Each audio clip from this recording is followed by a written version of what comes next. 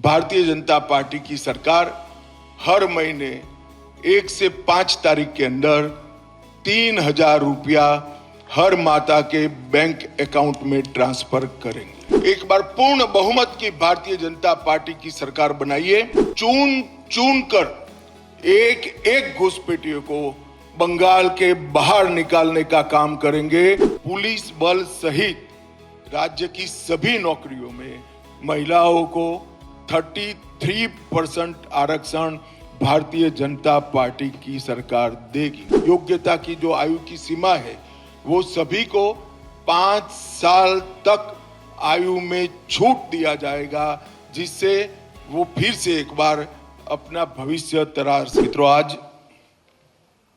Bharatiya Janata party 2026 Bengal विधानसभा के चुनाव के लिए अपना संकल्प पत्र अभी आप सबके सामने जारी किया है। संकल्प पत्र बंगाल के हर तबके में व्याप्त गहरी निराशा से बाहर निकलने का एक मार्ग है। इस संकल्प पत्र के अंदर कृषि बर्बाद होने से कई प्रकार की आशंकाओं से घिरे किसान को एक नया मार्ग दिखाएगा। बेरोजगार युवा और भय से त्रस्त महिलाओं को भी एक नया मार्ग दिखाएगा। बंगाल की संस्कृति के हाथ से चिंतित, बंगाल संस्कृति के गौरव की अनुभूति करने वाले हर नागरिक को एक नई आशा और नया भरोसा देगा। और नरेंद्र मोदी जी के विकसित भारत की जो कल्पना है, उसमें विकसित भारत का रोड मैप भी ये संकल्प पत्र बंगाल की जनता के सामने रखेगा। ये 15 साल एक प्रकार से बंगाल के लिए, बंगाल की जनता के लिए काल रात्रि के दुस्वप्न समान रहे हैं। बड़ी आशाओं के साथ कम्युनिस्ट शासन से मुक्ति पाने के लिए बंगाल की जनता ने ममता दीदी को मैंडेट दिया था। 5 साल कम पड़े हैं ऐसा कर दूसरा मैंडेट भी प्राप्त किया और फिर अपने सिंडिकेट, गुंडे और घुसपैठियों की नाकचूड़ से तीसरा मैंडेट भी उन्होंने प्राप्त किया। मगर ये 15 साल में जिन आशाओं के साथ ममता जी को बंगाल की जनता ने सत्ता का सुकान दिया था, वो भयभीत है जनता, निराश है और मन से परिवर्तन चाहती है। मध्यम वर्ग और लोअर मिडिल क्लास और गरीब, वो सभी में महिलाओं की हालत बहुत दयनीय हुई है। जब तक ये गड्ढा नहीं भरता है तब तक भारतीय जनता पार्टी की सरकार हर महीने 1 से 5 तारीख के अंदर 3,000 रुपया हर माता के बैंक अकाउंट में ट्रांसफर करेंगे। नरेंद्र मोदी जी की ढेर सारी केंद्र सरकार की योजनाएं राजनीतिक द्वेष के कारण और भ्रष्ट अनुपालना के कारण जो कंप्लीशन सर्टिफिकेट सबमिट करने की प्रोसीजर है वो न करने के कारण पश्चिम बंगाल में लागू नहीं हुई है। आयुष्मान भारत समेत भारत सरकार की सभी योजनाओं को हम कंप्लीशन सर्टिफिकेट के साथ इंप्लीमेंट कर पूरे देश की तरह नरेंद्र मोदी जी का गरीब कल्याण का यज्ञ हम बंगाल में भी शुरू करेंगे। भारतीय जनता पार्टी शासित कई राज्यों ने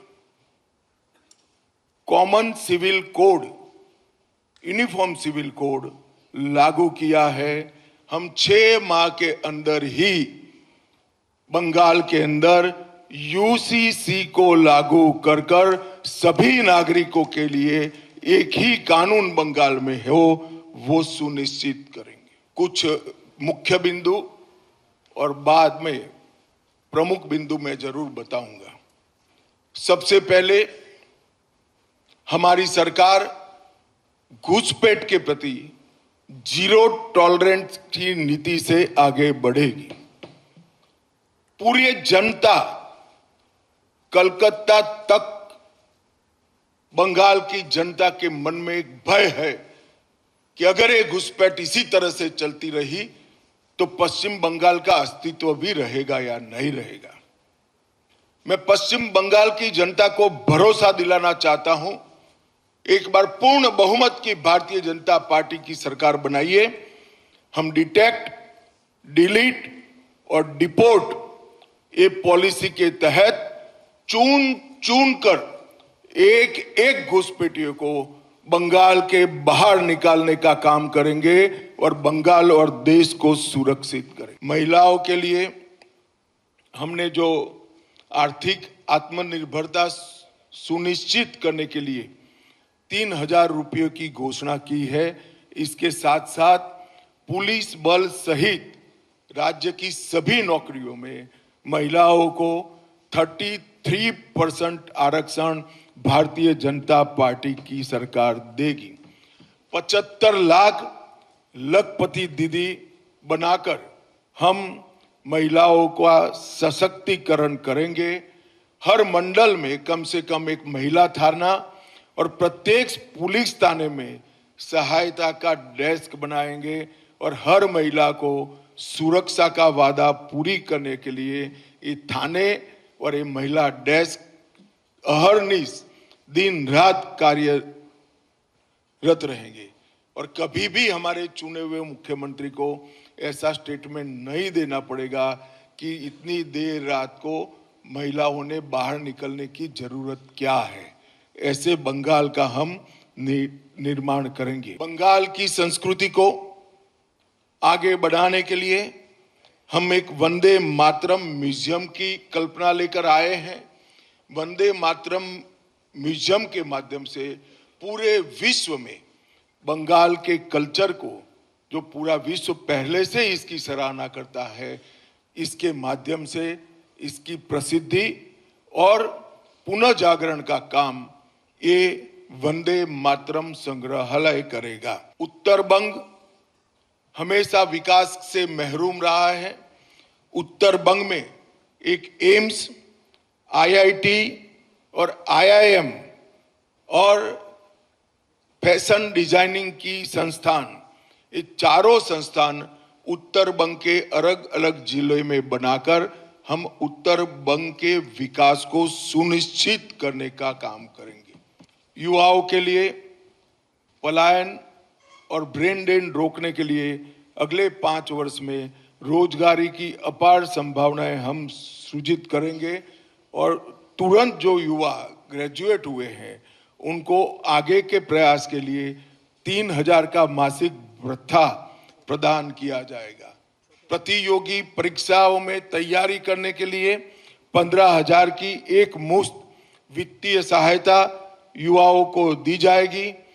पेपर लीक और भ्रष्टाचार के कारण जो युवा अपनी आयु गंवा बैठे हैं, योग्यता की जो आयु की सीमा है, वो सभी को 5 साल तक आयु में छूट दिया जाएगा, जिससे वो फिर से एक बार अपना भविष्य तरार सके। आयुष्मान भारत योजना, मुख्यमंत्री जी भी एक नई योजना लाएंगे।